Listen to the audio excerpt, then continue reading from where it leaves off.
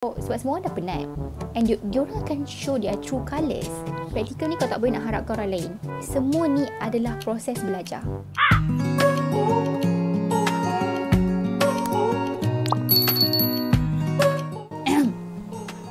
Hai, Assalamualaikum. Kembali semula dengan saya setelah agak 6 bulan ya kita tak berjumpa. Sebab last video I posted in January. Lepas tu kita senyap 6 bulan. Tiba-tiba kita datang. Hari ni kita nak share video tentang praktikum sharing. Sebabnya aku tahu junior akan menghadapi praktikum, your first praktikum pada bulan Ogos. Dan aku tahu di mana perasaan keinginan kau nak sangat tahu sebenarnya praktikum ni macam mana. By the way, tadi aku minum air lepas tu dia tumpah. So sorry guys. Excuse my mic juga sebab aku belum beli lagi Bluetooth mic tu. Jadinya kita guna apa yang ada asalkan suara kita jelas.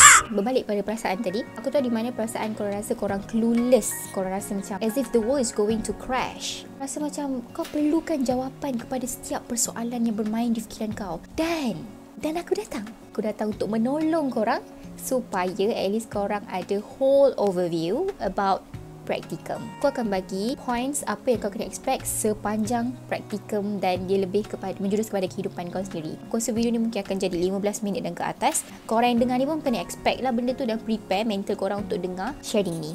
Okay? So number 1 is pengurusan duit dan juga masa. Very common one tapi sangat penting. Sebab kalau kau tak pandai nak urus duit dan masa, kau akan burn out awal daripada deal yang sepatutnya kau burn out. Pengurusan duit ni kau kena faham allowance kita sama je dengan pelajar yang tak praktikum. Tapi kau ada additional commitment. Beli bahan bantu mengajar, as cliche as it is, you have to allocate your money dengan teratur. Setiap expenses yang kau dah belanjakan, kau at least kena track lah. Hari ni kau dah spend berapa ringgit supaya kau tak just macam menyalurkan duit kau begitu sahaja. Dan juga kalau boleh untuk bahan bantu mengajar tu, kau tak payahlah asyik beli yang mahal-mahal je. Kau kena tahu bajet kau. Bajet kau sebegini rupa, kau kena tengok bahan bantu mengajar apa sesuai untuk pengajaran kau. Kena be creative tau. Maybe you can innovate bahan bantu mengajar tu daripada bahan-bahan terpakai dan tak semestinya semua benda kena beli baru. Jadi kat situ kena macam pandailah untuk berfikir secara kreatif macam mana untuk cut cost untuk bahan bantu mengajar tu. Dan pengurusan masa, kadang-kadang kalau sekolah yang jauh, aku dulu sekolah jauh juga dan aku pernah balik pukul 9 malam. Kadang-kadang memang rasa macam penat sangat, esok pagi dah kena sekolah and kena prepare pula bahan untuk next class untuk esok. Kalau tak jaga pengurusan masa ni, aku rasa memang nak mati rasanya sebab aku nak rehat. At the same time aku nak buat kerja. So pengurusan masa ni kau kena tahu bila kau kena rehat, bila kau kena buat kerja. Memang kita perlu buat kerja tapi jangan terlalu push sampai kau dapat rehat yang sikit sebab dia akan mengurangkan productivity dalam penghasilan kerja kau tu. Contoh kau memang perlu untuk tidur 30 minit sebelum kau buat kerja. Kau kena tidur 30 minit dulu sebelum kau continue prepare kau punya kerja and all lah. Dan jangan tangguh semua kerja sebab kau rasa tak apa, kau boleh buat kerja ni kat sekolah, nak tidur je seharian. Tak boleh lah macam tu juga. Sebab tu aku kata kau kena tahu bila kau kena rehat, bila kau kena buat kerja. Tak salah kalau kau ada rasa macam aku nak tidur, aku rasa penat gila hari ni, aku nak tidur sampai subuh. Memang boleh kau nak tidur tapi kau kena fikir kerja kau dah siap ke belum. Dan kalau kau rasa kerja kau tu belum siap nak sambung esok kat sekolah, memang tak ada masalah kau nak buat kerja kat sekolah. Tapi kadang-kadang bila kat sekolah tu cikgu minta tolong lah, ada benda ni kau kena buat lah, benda ni kau kena buat lah. Bila kat sekolah, kerja kau adalah kerja kau kat sekolah tu. Jadi kerja kau yang dekat rumah tu, takkanlah bila orang minta tolong macam tu kau still nak buat kerja yang tertangguh tu kat sekolah, faham tak? Jadi benda tu dah akan drag. So kau kena pandailah urus masa kerja dan juga rehat. Next one is kemahiran sosial. Praktikum ni sebenarnya dia adalah kau kena faham dia adalah satu latihan ataupun satu peluang yang IPG bagikan kau untuk kau latih diri kau untuk menjadi seorang bakal cikgu yang shine ataupun seorang bakal cikgu yang bagus lah. Kalau kau rasa kau introvert and then you use that reason as an excuse for you to not involve in the society, itu adalah satu masalah yang besar. Dan kau jangan ada mentaliti yang macam tak apalah, aku kan cikgu praktikal je, aku kan kat sini 3 bulan, kenapa aku nak berbaik dengan semua orang. Sekarang ni walaupun kau tu 3 bulan je kat sekolah tu, but that 3 months orang akan bagi macam-macam perception dekat kau. Se-introvert mana pun kau rasa diri kau kena cuba untuk bersosial. Jangan kelompok, jangan duduk antara korang je cikgu praktikal. Kalau kau rasa macam hari kau tak nak socialize, it's okay lah, tapi at least kau kenalah tunjukkan good attitude dengan community sekolah tu. Kau kena expect yang kemahiran sosial memang kena ada. Kalau kau rasa kau memang tak reti nak socialize dengan orang, belajar. Next one is self-esteem. Practicum ni macam aku cakap tadi, dia adalah latihan untuk kau asah diri kau untuk menjadi seorang cikgu yang bagus in the future, because at the end you have to realise yang kau memang seorang cikgu. Engkau grad, kau akan jadi cikgu. Melainkan kalau kau tiba-tiba nak tukar cita-cita kau, tak kisahlah kau nak jadi angkasawan ke apa ke, tapi kau kena jadi cikgu dulu. Kalau tak, macam mana? Sebab kau dah halfway through dah. Yang siapa yang nak pergi practicum ni, you guys dah halfway through dah. Jadinya korang memang akan perlu untuk mengasah keyakinan diri tu. Gunakanlah opportunity sepanjang practicum ni, ambillah peluang ni untuk belajar macam-macam benda, belajar macam mana kita nak improve diri kita, sama ada personality kita dalam kelas dan juga bila kita dengan community semuanya. Macam tu lah, dia basically self-esteem kita lah. Bila practicum ni, kau hanya ada diri kau, walaupun kau dengan kawan-kawan kau yang lain, tapi bila kau masuk dalam kelas tu, kau hanya ada diri kau. Develop self-esteem tu adalah dengan cara kau yakinkan diri kau yang kau boleh buat. Walaupun kau rasa kau macam aku tak boleh, walaupun kau rasa macam hari tu kau tak boleh buat, tapi kau kena yakinkan diri kau, kau boleh buat tu. Kau boleh buat. Macam tu. Cakap banyak kali kat diri kau. Sebab walaupun orang cakap kat kau, kau boleh buat tu, aku yakin kau boleh buat punya.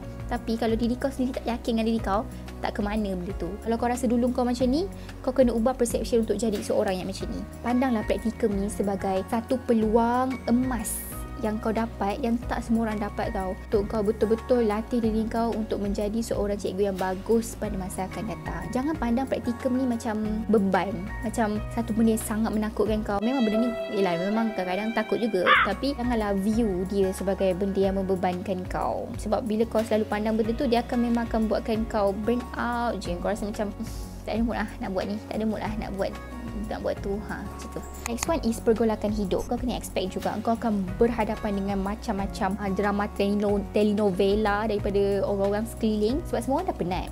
And diorang akan show their true colours. But the problem is, ada setengah orang bila dia terlalu penat, dia melampiaskan kepenatan dia kepada orang lain, sedangkan orang lain pun penat juga. Dan pergolakan di sini berlaku adalah apabila kita mengalami konflik perhubungan. Dan kadang-kadang bukannya masalah tu berkait dengan orang lain. Kadang masalah tu berkait dengan diri kita sendiri. Kita ada konflik dalaman. Kita rasa kita tak good enough. Rasa macam down sebab kenapa kawan aku buat bagus, aku buat tak bagus. Kenapa aku dapat student tak okey, kawan aku dapat student kelas dia okey, boleh lah cerita.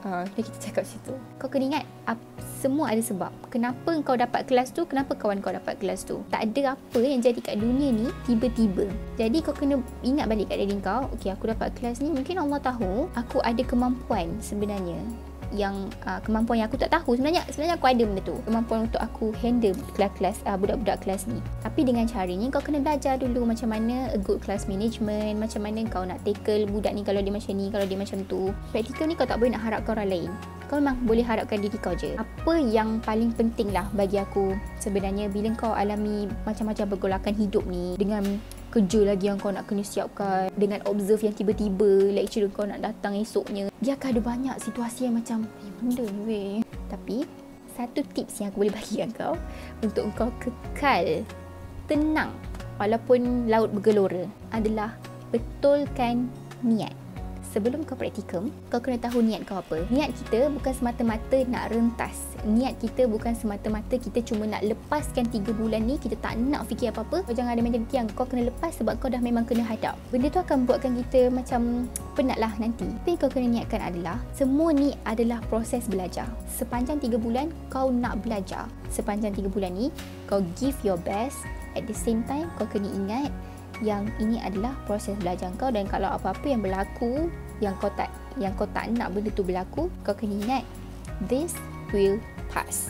Kalau kau alami hari yang macam penuh dengan guruh, penuh dengan petir, di hari esoknya cerah, tak hujan, memang hari kita akan berbeza-beza weather. Jadinya apa yang kita perlu lakukan adalah berbalik kepada niat kita. Di mana kalau kita rasa goyah, kita ingat balik, aku praktikum ni, niat aku memang aku nak belajar untuk aku jadi cikgu yang bagus in future. Jadi cikgu bukan senang tau. Kita tak nak jadi seorang cikgu yang hanya datang kelas mengajar guna buku teks. Kita nak ke anak kita hantar anak kita pergi sekolah, tapi anak kita dapat pendidikan just chalk and talk. fikir balik kenapa kita masuk kelas tu, kita nak buat apa. Kita kena ada aim, kita nak ajar budak. Jangan buat yang terbaik hanya observe je.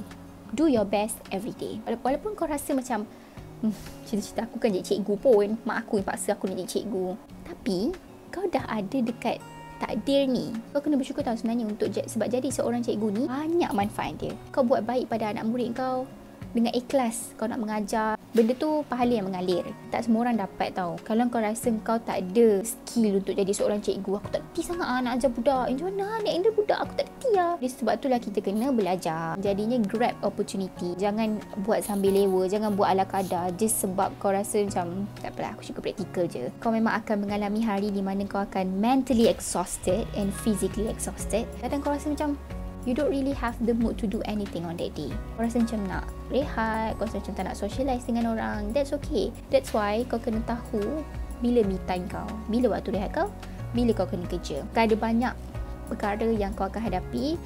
But just enjoy and remember, kalau ada hari yang penuh dengan guruh tu, ingat yang perkara tu semua akan berlalu. Apa yang penting adalah kau buat yang terbaik untuk diri kau dan untuk anak-anak murid kau yang kau ajar tu. Jadi seorang cikgu ni, kita tak boleh selfish lah. Kita tak boleh fikir untuk diri kita je. Kita kena fikir anak murid kita apa semua kan. Bagi aku poin paling penting adalah niat. Itu yang paling penting. Betulkan mentality and perception dan juga pengurusan lah. Pengurusan tadi tu, kemahiran sosial, self-esteem, semua tu memang korang akan alami. Kat mana-mana sekolah pun korang akan alami benda yang sama. So I guess that's all. Only for this video lah. Untuk video seterusnya kita akan bagi perkongsian lain yang insyaAllah lebih membantu korang lah untuk nampak praktikum tu macam mana dan sedikit boleh bagi korang semangat untuk menjalani praktikum ni. So I think that's all. Jumpa in next video. Bye bye.